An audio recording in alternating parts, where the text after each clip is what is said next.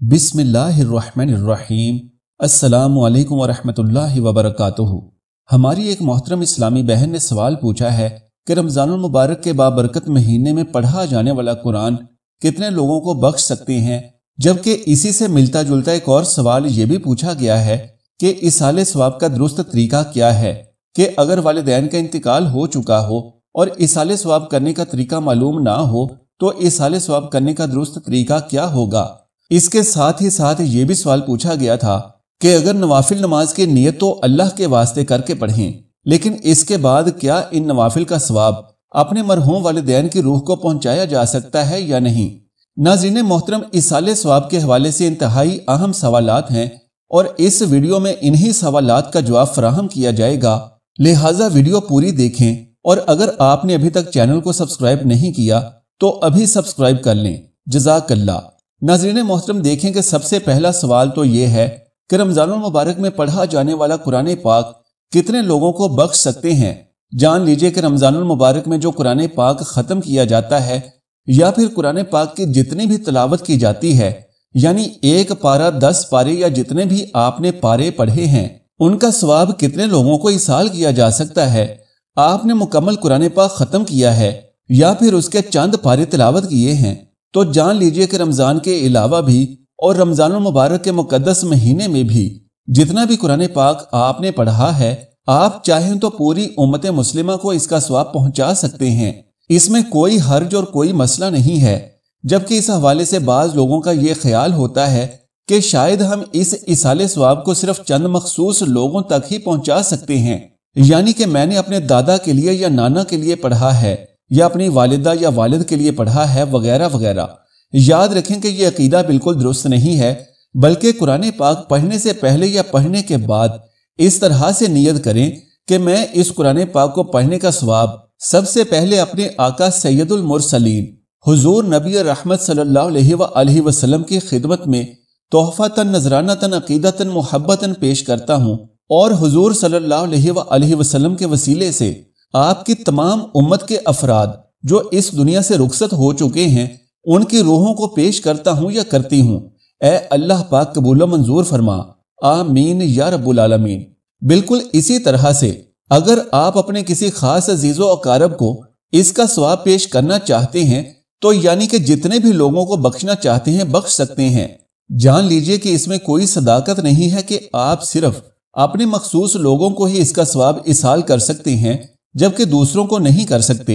उलमाए कराम ये फरमाते हैं कि आप जितने ज्यादा लोगों को भी इसाल करेंगे,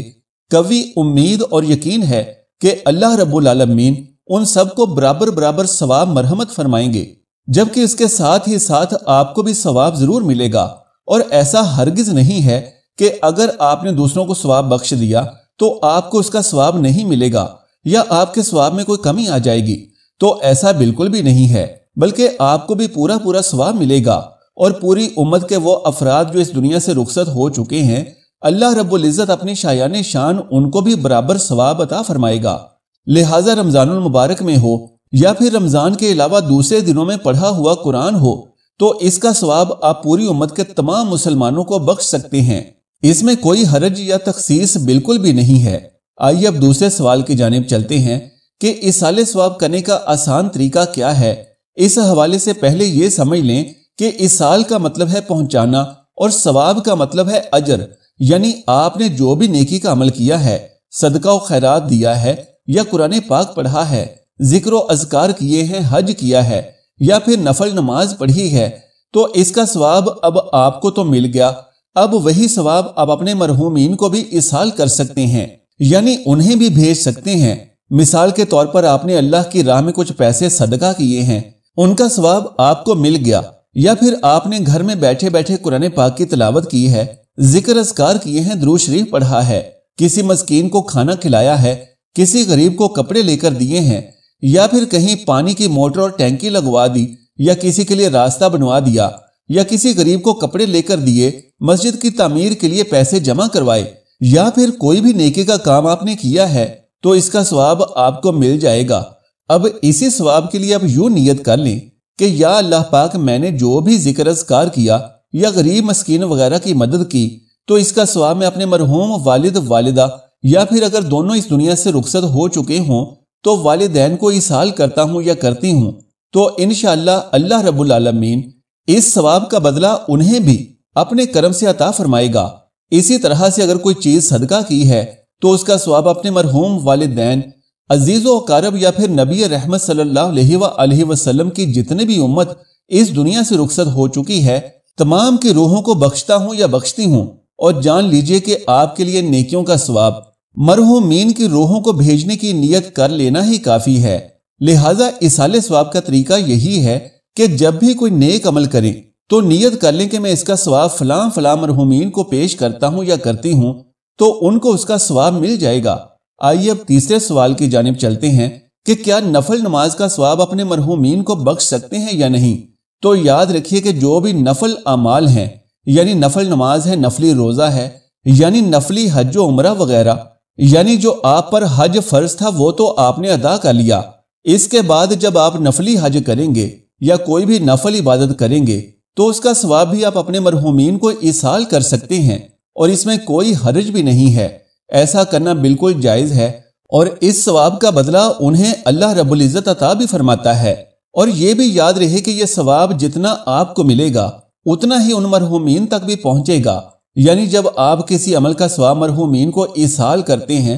تو ایسا نہیں ہے کہ ان کو وہ ثواب نہیں پہنچے گا یا پھر آپ کے ثواب میں کوئی کمی واقع ہوگی، تو ایسا نہیں، بلکہ آپ کو بھی اس کا ثواب ملے گا، اور آپ کے مرحومین، والدین، عزیز و اقارب جن کو بھی آپ نے ایصال کیا ہے اللہ پاک اس ثواب کا بدلہ انہیں بھی عطا فرمائے گا۔ اب نفل نماز کو ایصال کرنے کی نیت بھی سماعت فرما لیجئے۔ جب بھی آپ نفل نماز کا ثواب مرحومین کو ایصال کرنے کے لیے مصلی پر کھڑے ہوں تو یوں نیت کریں، نیت کرتا ہوں یا کرتی ہوں میں 2 رکعت نفل نماز کی واسطے اللہ تعالیٰ کے ہدیہ برائے فلاں مرحومین، منہ میرا خانہ کعبہ کی جانب، اور پھر اللہ اکبر کہہ کر نماز شروع کر لیں۔ لہٰذا جب بھی کوئی نیک عمل کریں تو اس کا ثواب اپنے مرحومین کو ضرور ایصال کریں، کیونکہ ایسا کرنے سے آپ کو بھی اس کا پورا اجر و ثواب حاصل ہوگا، اور آپ کے مرحومین بھی اس سے مستفید ہو سکیں گے، اور اللہ رب العزت انہیں بھی اپنی رحمت سے ان نیک اعمال کا پورا بدلہ عطا فرمائے گا۔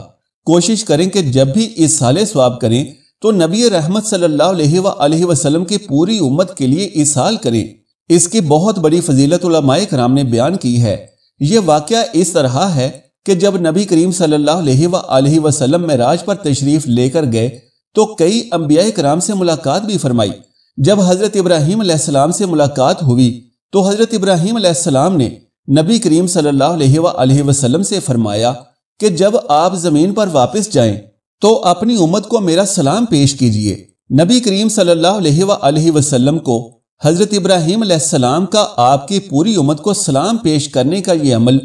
اتنا پسند آیا کہ آپ صلی اللہ علیہ وآلہ وسلم نے جب اپنے لیے درود پڑھنے کا حکم فرمایا تو اس میں حضرت ابراہیم علیہ السلام اور آپ کی آل کے لیے بھی درود پڑھنا لازم فرمایا۔ یہی وجہ ہے کہ درود ابراہیمی میں ہم تمام مسلمان اپنے پیارے نبی صلی اللہ علیہ وآلہ وسلم پر درود بھیجنے کے ساتھ ساتھ حضرت ابراہیم علیہ السلام پر بھی درود بھیجتے ہیں۔ پس علماء کرام نے اسی بات کو دلیل بنا کر فرمایا کہ جب بھی ایصال ثواب کریں تو پوری امت کو کریں۔ اللہ رب العالمین سے دعا ہے کہ نیکی کی بات کو سننے، سمجھنے اور اس پر عمل کرنے کی طاقت و توفیق مرحمت فرمائے۔ میرا سنانا اور آپ کا سننا قبول و منظور فرمائے، آمین یا رب العالمین۔ ناظرین محترم، درخواست ہے کہ میری آج کی اس معلوماتی ویڈیو کو لائک اور شیئر کر دیجئے اور میرے اسلامی و اصلاحی چینل کو سبسکرائب کر لیجئے۔ جزاک اللہ خیرا کثیرا۔ اللہ ہم سب کا حامی و ناصر ہو۔